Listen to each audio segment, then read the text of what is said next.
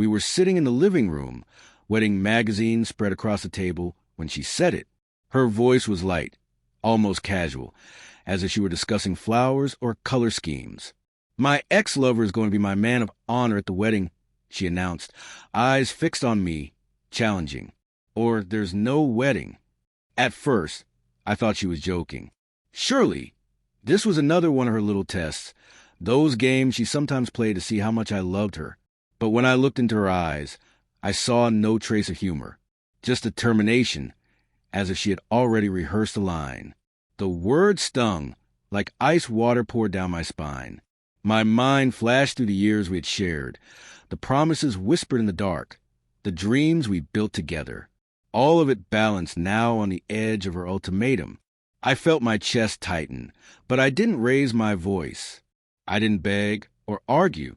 I just said calmly, quietly, with a steady gaze, "Your choice."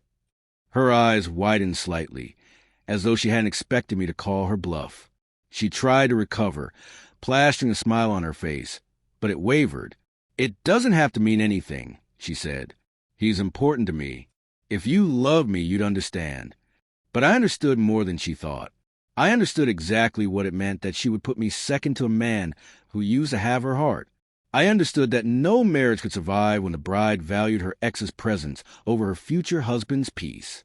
And I understood that my life with her, if I went through with this, would be one long series of compromises, each one cutting a little deeper into who I was. So I made my decision. The next morning, while she left for work, I picked up the phone. I called the venue and canceled the reservation. I contacted the caterer, the florist, the band, each one refunded, each one released from contracts. Then, with shaking hands but a steady heart, I emailed our guests. I told them the wedding was off and returned every gift, every contribution, every ounce of generosity they had extended.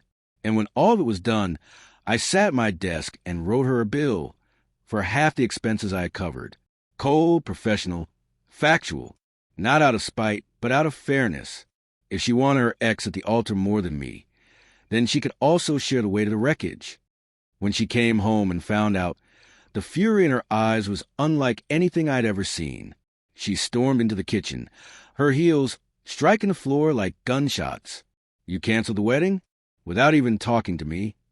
"I did," I said simply. "You made your choice. I made mine." She scoffed, tears threatening at the edges of her eyes. "Do you know how humiliating this is for me?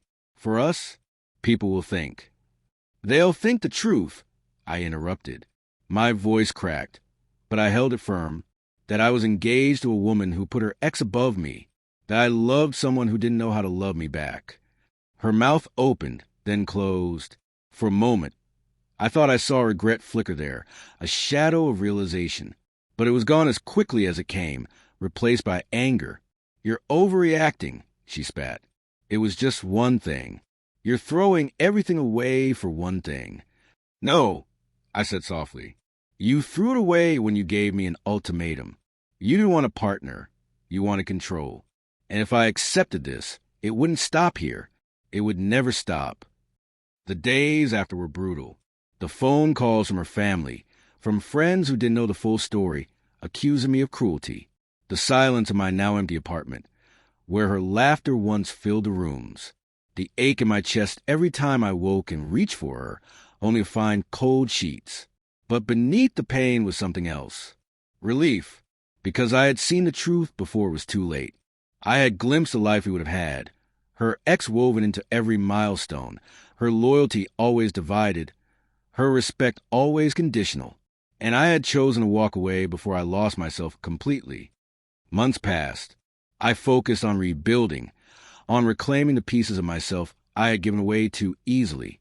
The whispers faded, the sting dulled.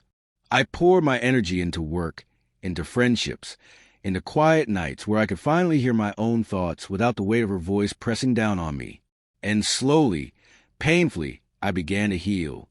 One evening, months after canceled wedding, I saw her by chance.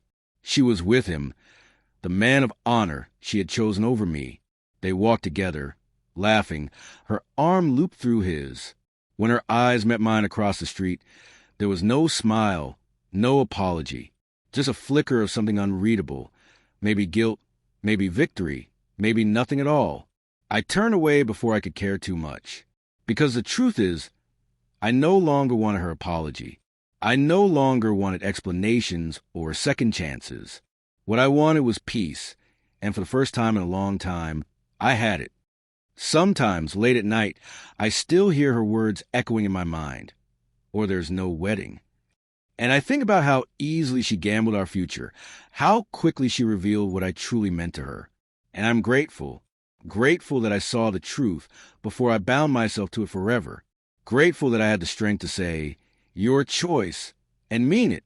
Grateful that I walked away, even when it broke me, because love is not built on ultimatums.